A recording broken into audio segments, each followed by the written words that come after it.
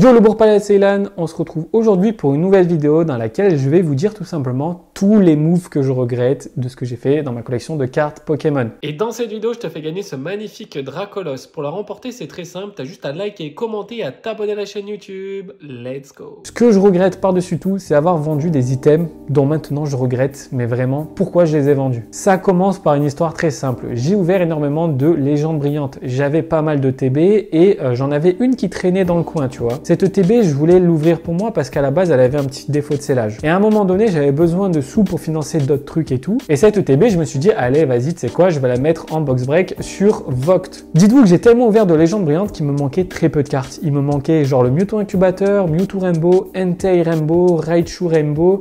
Sinon, le reste, j'avais tout, j'avais des brillants, etc., etc. J'ai ouvert genre 200 boosters et je me suis dit, allez, c'est bon, la dernière ETB, j'aurai jamais mes cartes et tout.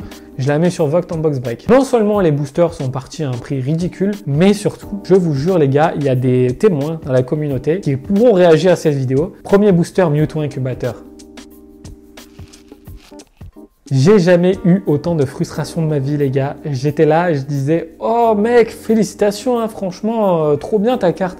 Derrière, j'étais comme ça, je disais « Non, pourquoi j'ai pas ouvert pour moi ?» Mais les gars, c'est pas ça le pire. C'est qu'au troisième ou au quatrième booster, Rainbow, Mewtwo Rainbow qui tombe les gars dans la même ETB, mais je vous jure que c'est vrai, c'est pas une blague. J'ai jamais eu autant le seum de ma vie. J'ai fini le live, j'ai emballé rapidos et j'ai plus jamais touché du légende brillante. Et surtout, je me suis dit quelque chose, c'est que maintenant s'il y a un item de ma collection que j'hésite à ouvrir, je l'ouvre. Je ne fais plus rien en box break, je ne vends plus rien. Ça, c'était la première histoire. Maintenant, on va passer à une deuxième histoire. C'est qu'en fait, quand j'étais petit, j'ai ouvert énormément de Block X, mais vraiment énormément. Des boosters Delta, Deoxys, créateur de légende, Olon et j'en passe. Et quand j'ai retrouvé ma collection de cartes, j'ai retrouvé une boîte avec, mais genre vraiment, je pense, pas loin de 1000 communes, peu communes, rares. Et en fait, toutes ces cartes-là, ben, je les ai vendues. Et je peux vous dire, les gars, que j'avais pas mal de rares très stylés. J'avais du Rayquaza de Olon en genre 2-3 exemplaires.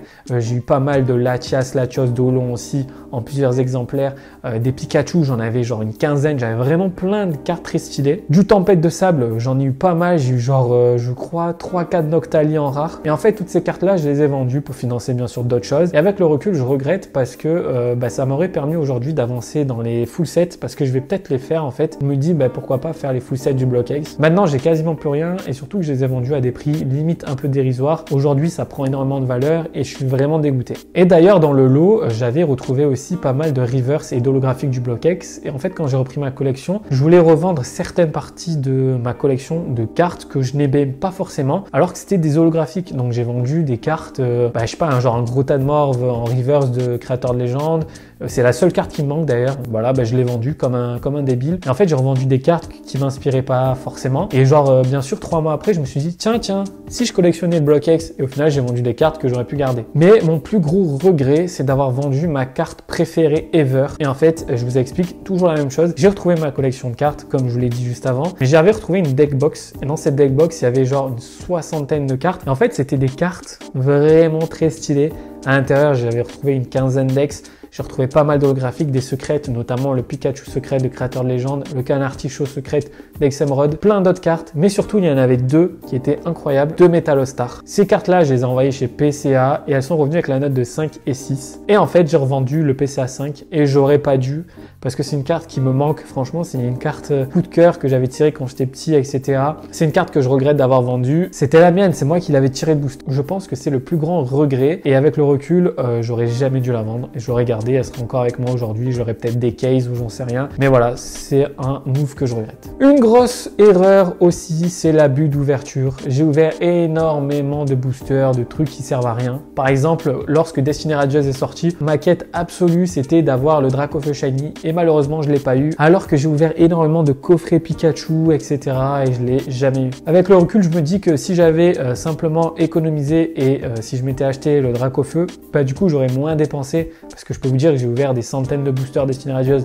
Donc au final, quand tu fais le rapport argent dépensé et ratio de ce que tu as eu, t'es perdant. Pareil pour Evolution Céleste, j'ai ouvert énormément de boosters et j'aurais dû tellement acheter les cartes VMAX Alternate à l'époque. En plus, c'était pas si cher que ça. Et du coup, je sais pas, j'ai dû ouvrir pour, je sais pas, plus de 1000 balles de Evolution Céleste. Et au final, j'aurais pu avoir des grosses cartes en les achetant à l'unité. Maintenant, je suis convaincu, la meilleure attitude à avoir quand tu ouvres des boosters Pokémon, c'est de se dire j'ouvre pour le plaisir et ne pas chercher la top carte de la série, sinon vous allez être frustré. Et le dernier move que je regrette, c'est d'avoir envoyé une carte très stylée, un Dracofeu alternative de Evolution Céleste en japonais, dans une entreprise de gradation qui se fait beaucoup moins entendre sur le marché aujourd'hui. Et en fait, j'ai décidé d'ouvrir le boîtier récemment et bien sûr, j'ai abîmé la carte avec le tournevis. J'ai le seum, les gars, c'est une carte à 150 €. Elle passe d'un PSA 10 à un PSA 7, je pense, donc je suis extrêmement dégoûté. Maintenant, je mets un point d'honneur à la sélection de mes cartes à envoyer dans les entreprises de gradation. Donc, c'est la dernière fois que je fais cette erreur-là, d'envoyer une très grosse carte